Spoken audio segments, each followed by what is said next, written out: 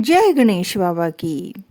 सकट चौथ का व्रत महिलाएं अपने संतान की लंबी आयु और खुशहाल जीवन के लिए रखती हैं। साथ ही इस व्रत को करने से व्यक्ति की सारी मनोकामनाएं पूर्ण हो जाती हैं। इस दिन भगवान गणेश जी की पूजा की जाती है। पूजा के समय गणेश भगवान की ये पावन कथा पढ़ना बिल्कुल भी ना भूलें।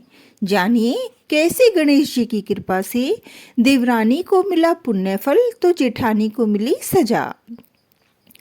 एक समय की बात है कि एक शहर में देवरानी जेठानी रहती थी। देवरानी गरीब थी और जेठानी अमीर थी। देवरानी गणेश जी की बड़ी भक्त थी। देवरानी का पति जंगल से लकड़ी काटकर उसे बेचता था और अक्सर बीमार रहता था। देवरानी अपनी जेठानी के घर का सारा काम करती और बदले में जेठानी उसे बचा हुआ खाना, पुराने कपड़े आदि दे देती थी। इसी से देवरानी का परिवार चल रहा था। माघ महीने में देवरानी ने तिल चौथ का व्रत किया। 5 रुपए का तिल व गुड़ लाकर तिलकुट्टा बनाया। पूजा करके तिल चौथ की कहानी सुनी और तिलकुट्टा छीके पे रख दिया और सोचा कि चांद निकलने के बाद ही कुछ खाएगी। इस तरह से कथा सुनकर वह जेठानी के यहाँ काम करने चली गई। खाना बनाकर जेठानी के बच्चों को खाना खाने को कहा तो बच्चे बोले, माँ ने व्रत किया है और माँ भूखी है। जब माँ खाना खाएगी तभी हम भी खाना खाएंगे। जेठ जी को खाना खाने को कहा तो जेठ जी बोले, मैं अकेला नहीं खाऊंगा। जब चांद निकलेगा मैं भी तभी खाऊंगा। देवरानी ने कहा, मुझे घर जाना है इसलिए मुझे खाना दे दो। जेठानी ने उसे कहा, आज तो किसी ने अभी तक खाना नहीं खाया, तुम्हें कैसे दे दूं? तुम सवेरे ही बचा हुआ खाना ले जाना। देवरानी उदास होकर घर चली आई। देवरानी के घर पर पति, बच्चे सब आस लगाए बैठे थे कि आज ही तो त्योहार है, इसलिए कुछ अच्छा खाना खाने को मिलेगा। परंतु जब बच्चों को पता चला कि आज तो रोटी भी नहीं मिलेगी तो बच्चे रोने लगे। ये देखकर देवरानी के पति को गुस्सा आ गया और कहने लगा कि दिन भर काम करने के बाद भी 2 रोटियां नहीं ला सकती तो काम ही क्यों करती हो। पति ने गुस्से में आकर पत्नी को कपड़े धोने के धोवने से पीटा। धोवना हाथ से छूट गया तो पाटे से मारा। वो बेचारी गणेश जी को याद करती हुई रोते हुए पानी पीकर ही सो गई। उस दिन गणेश जी देवरानी के सपने में आए और कहने लगे, धोवने मारी, पाटे मारी, सो रही है या जाग रही है? वह बोली, कुछ सो रहे हैं, कुछ जाग रहे हैं। गणेश जी बोले, भूख लगी है, खाने के लिए कुछ दे। देवरानी बोली, क्या दूं? मेरे घर में तो अन्न का एक दाना भी नहीं है। जेठानी बचा हुआ खाना देती थी, आज वो भी नहीं मिला। देवरानी ने आगे कहा कि पूजा का बचा हुआ तिलकुट्टा छीके पे पड़ा है, वही खा लो। गणेश जी ने तिलकुट्टा खाया और उसके बाद कहने लगे कि कहाँ निपटे? धोवने मारी, पाटे मारी, निपटाई लगी है, कहाँ निपटे? उसने कहा, यह खाली झोपड़ी है, आप कहीं भी जा सकते हैं, जहाँ इच्छा हो वहाँ निमट लो। फिर गणेश जी बोले, अब कहाँ पहुँचूं? अब देवरानी को बहुत गुस्सा आया। कहने लगी, कब से परेशान किए जा रहा है? सो बोली, मेरे सिर पर पहुँचो, और कहाँ? देवरानी जब सुबह उठी तो यह देखकर हैरान रह गई कि पूरा घर हीरे और मोतियों से जगमगा उठा है।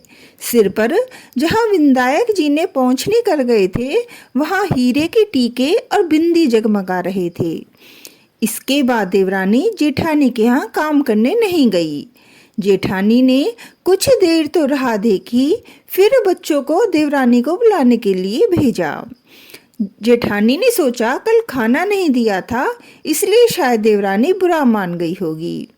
बच्चे बुलाने गए और बोले, चाची चलो, माँ ने बुलाया है। दुनिया में चाहे कोई मौका चूक जाए, पर देवरानी जेठानी आपस में कहने का मौका नहीं छोड़ती।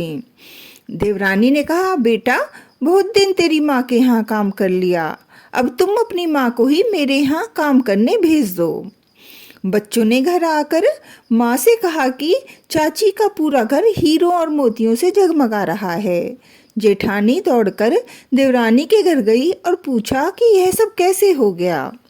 देवरानी ने जेठानी को सब बता दिया, जो भी उसके साथ हुआ था।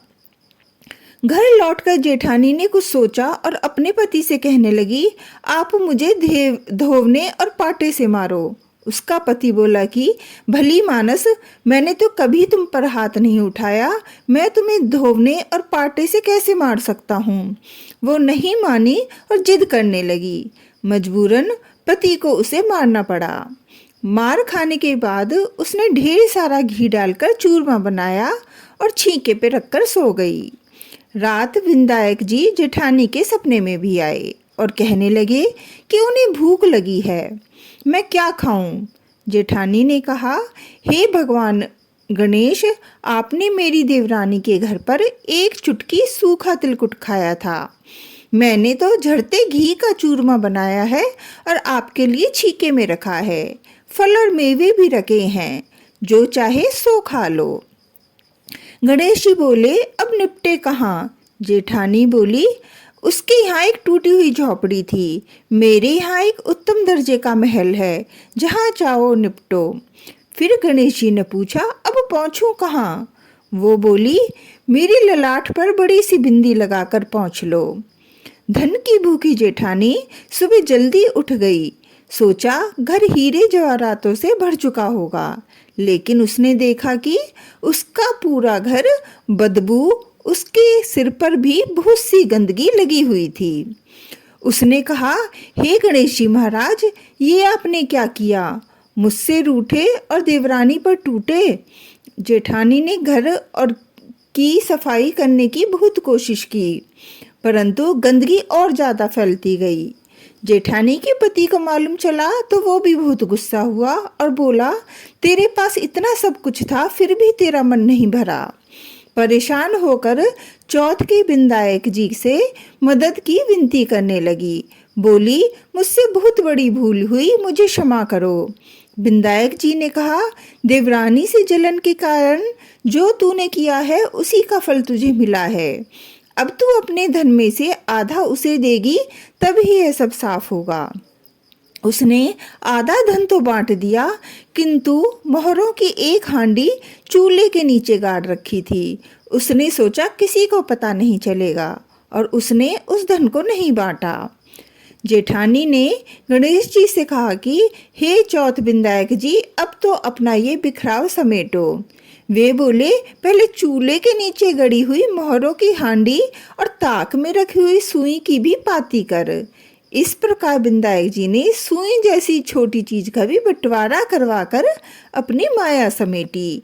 हे गणेश जी महाराज, जैसे आपने देवरानी पर कृपा करी, वैसे सब पर करना। कहानी कहने वाले, सुनने वाले, हुंकारा भरने वाले सब पर कृपा करना, किंतु जेठानी को जैसी सजा दी वैसी किसी को मत देना।